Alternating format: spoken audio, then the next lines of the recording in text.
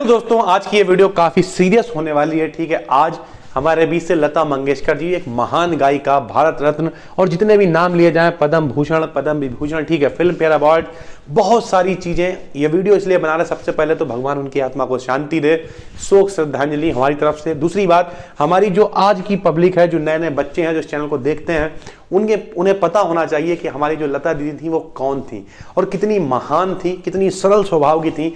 तो आज पूरी केस स्टडी आपके लिए लेके आए हैं।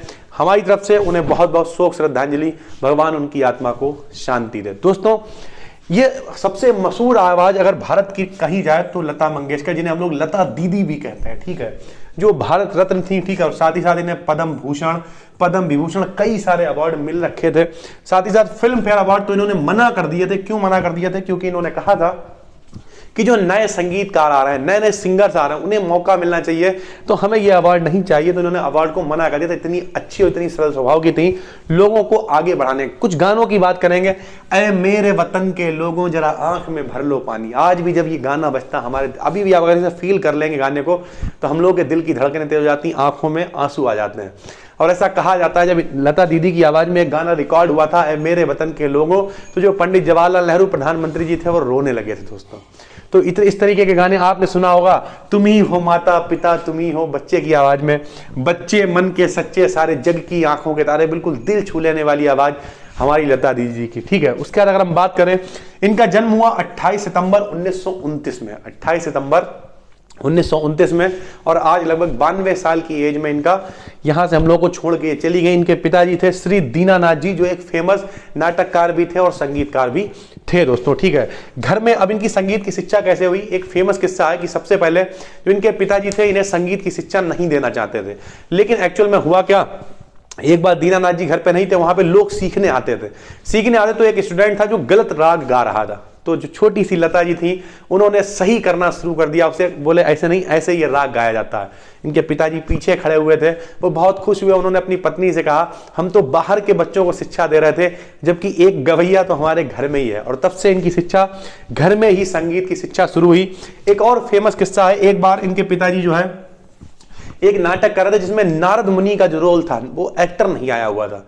तो लता दीदी ने कहा कि हम कर देते हैं। उन्होंने कहा, अरे तुम मेरे साथ में गाओगी, छोटी सी अच्छा नहीं लगेगा।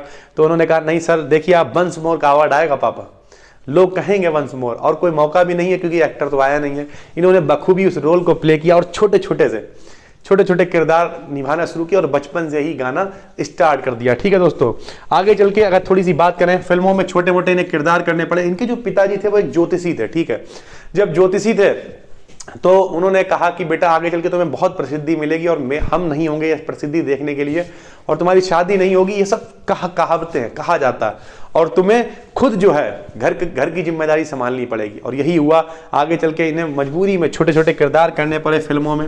कुछ लोगों ने कह दिया इनकी आवाज़ बहुत पतली है, ये फ्रस्ट्रेटेड हो जाती थी कि हमें एक्टिंग नहीं करनी, गाना गाना है, इनकी आवाज़ बहुत पतली है, सिंगिंग के लिए नहीं है, प्लेबैक सिंगिंग के लिए नहीं है। लेकिन इनके जो गुरु थे मास्टर गुलाम हैदर साहब, इन्होंने ये सिद्ध करने की बीड़ा उठा लिया कि हम सिद्ध करके रहेंगे कि एक ही आवाज गूंजेगी, जो आवाज होगी लता दीदी की। तो इस तरीके से इनके गुरुजी मास्टर गुलाम हैदर साहब ने इस बीड़े को उठाया, और आगे चल के आर डी बर्मन साहब हो या जो भी लोग हैं, बहुत सारे लोगों के साथ में इन्होंने गाना गाया और हर जगह आवाज गूंजने लगी लता दीदी जी की। उसके बाद 1960 के आसपास इनकी तबीयत बहुत खराब हो गई। जब तबीयत खराब हो गई तो डॉक्टर्स ने कहा कि इन्हें धीमा जहर दिया जा रहा है।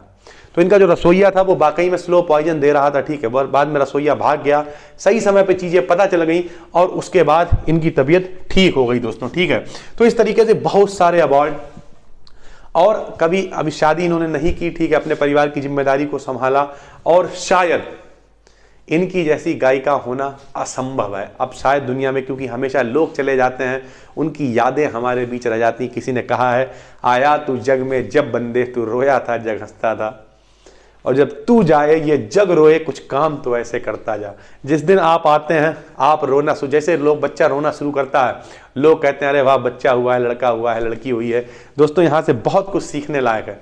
जब तू जाए ये जग रोए, जिस दिन आप जाए ना सर, उस दिन पूरी दुनिया शेयर कर रही है। देखिए पूरी दुनिया रो रही है, ठीक है, पूरी दुनिया उनकी आत्मा की शांति के लिए दुआ मना रही है। जब तू जाए ये जग रोए, कुछ काम तो ऐसे करता जा। जिस दिन आप कुछ ऐसा काम करके जाएंगे तो आपके जाने के बाद आपकी फैमिली, आपके लोग, आपके फैंस आपको हमेशा याद करेंगे और हमेशा हमेशा के लिए आप अमर हो जाएंगे। ऐसे लोग कभी नहीं मरते, वो हमेशा हमेशा के लिए हमारे दिलों में अमर हो जाते हैं। बस दोस्तों इतना ही।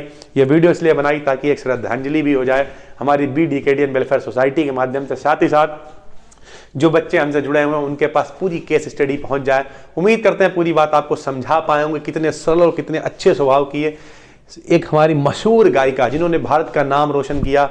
बस दोस्तों नए हैं सब्सक्राइब कर लीजिए। फिर मिलेंगे एक नई वीडियो के साथ। आज के लिए इतना ही, तब तक के लिए जय हिंद।